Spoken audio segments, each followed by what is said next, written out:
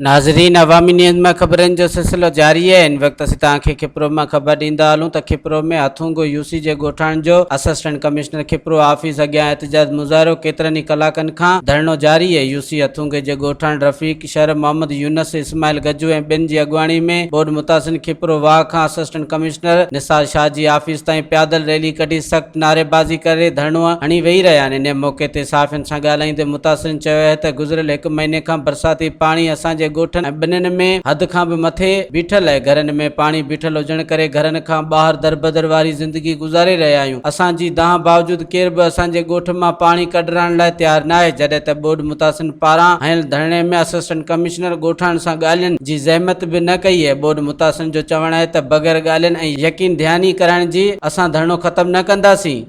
बरसात में जो असांजी बनियूं जेके असांजे घर बुॾा हुआ हर यूसी जो पानी निकिरी चुको है।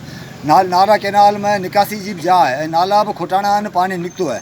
असांखे हिकिड़ो बासर वॾेरो जेको नालो नथो कढण ॾे, खिपरे खां वठी हथूंगे ताईं ॻोठ बनियूं बचा सभु बुॾा पिया आहिनि। पानी नथो कढण ॾे, इंतज़ामिया हुन जॻह बेवस है। हर 10 चकर असां हर इंतज़ामिया खे चयो है। जेका हींअर सैलाब बारिश थी आहे, जेको असांजी हथूंगो यूसी आहे, जेको तक़रीबन 3-4 फुट पाणी असांजे जेके तक़रीबन 100 ॻोठ हथूंगे यूसी में आहिनि, हथूंगे रोड ते वाक़ई आहिनि, जंहिंमें असांजो जेको ई पाणी बरसात जो आहे, असांजो मुतालबो इहो आहे सॼी बिरादरी सॼी क़ौम जो, त असांजो जेको पाणी आहे इहो नारा कैनाल मां कढायो वञे।